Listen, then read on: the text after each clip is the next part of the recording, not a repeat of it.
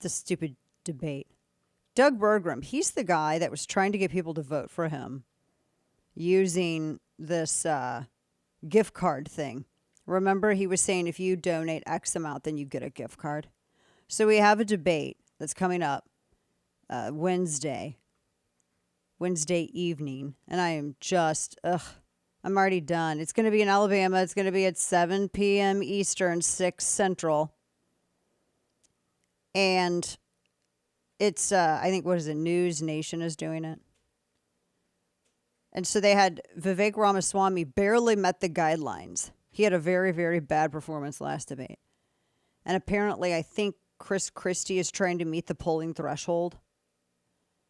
And so it might just be Haley and DeSantis. I'm not quite sure. We'll see. I don't think they've got it finalized. Because Tim Scott's out. If Chris Christie can't make it, Ramaswamy will be up there. He barely made it.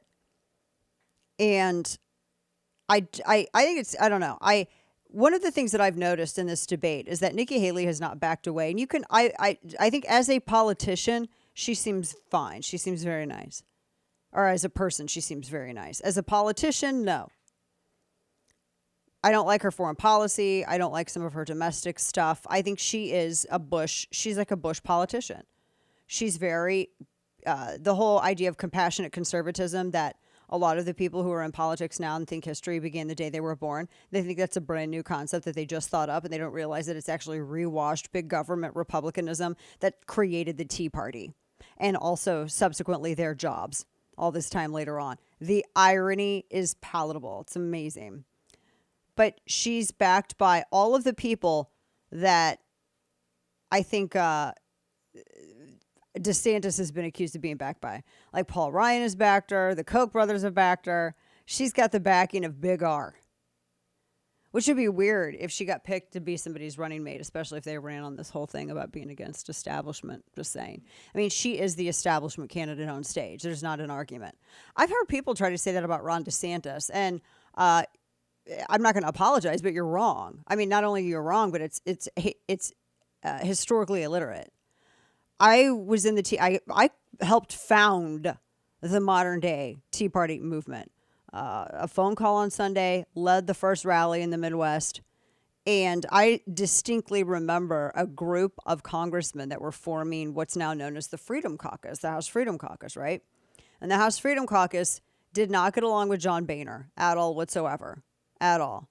They did not get along with John Boehner. And they were pushing to remove him before we had all of these fights of Republicans pushing to remove House speakers. And one of the people who was in that group was Ron DeSantis. He was in the House. He was a founding member of the House Freedom Caucus, which was a bunch of limited government, small government Tea Party types. And he did not get along with the establishment at all. They hated him. They could not stand him. He didn't get along with Paul Ryan. He didn't get along with John Boehner. And he actually got a reputation for that. That now it's weird because like critics of his now try to say that that's like indicative of something. The only people that ever used that as a weapon against him were literally the big government butt kissers. They were literally this establishment shills.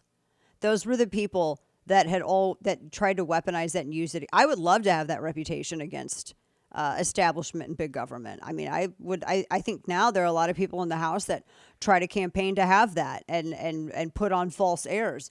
But he legitimately was very anti-establishment. So it was weird to hear all these, and I think a lot of it's just stupid people that are pushing this operative nonsense out there.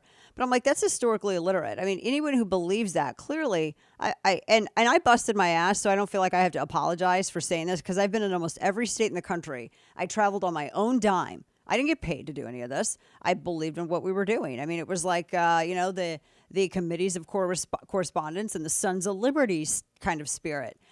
So I feel completely validated in saying that anybody who's pushing that wasn't there. They weren't there in the trenches. They weren't there with people who were fighting against the healthcare plan. They weren't there with people who were fighting against the establishment. That's when the establishment was really, really powerful. That's when Newt Gingrich used to be part of the establishment. And he genuinely was like, you know what? I agree with the way that the Tea Partiers are doing it. And he had a 180. And I give him a lot of credit for that. But other people didn't. The Paul Ryans and John Boehners, they didn't. And I think that the power of the establishment's been greatly diminished. But it's weird to me to see it kind of come back. And the fact that they've aligned behind Haley tells me everything I need to know. And so I hope that that's brought up in this debate, if there's going to be anything, because otherwise I just, I think it's too much. Is it too much, do you think, Kane? I mean, at some point, don't people get tired of politicians debating? Is there going to be fatigue? Oh, there's already fatigue. And the media makes that the case. I think it's a lot of it's by design. I think a lot of the designed peppering of you and all of the news feeds and every little bit of it is designed to make you tired of it and to stop paying attention. Yeah, I think so. I mean, I think so too. I mean, it is. I'm looking at this. Yeah, I think it'll probably be just those three because I really don't think that Christie's going to make the polling threshold. Meaning, I don't think he's.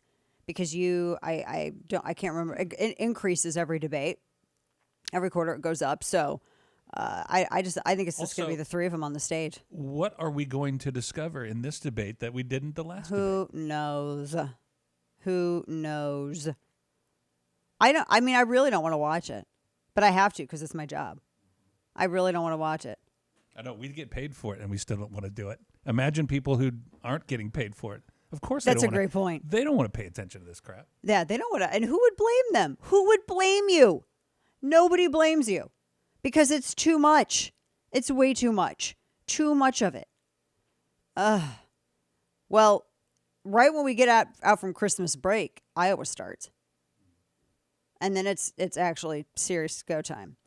One other point, too. The discussion about establishment. Because Nikki Haley is the establishment candidate. Again, she's been to Southlake, where I live, in Southlake, Texas. I can say that now because all the progressives outed where I lived, and so I might as well. Because they couldn't argue policies, so they decided to try to incite violence.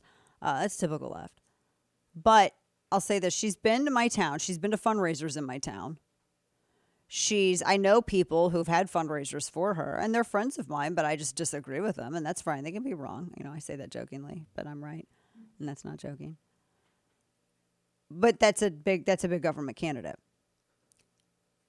I haven't heard a single thing from anybody about the action of removing the lawmaker from New York that has the most conservative voting record of all the lawmakers in New York.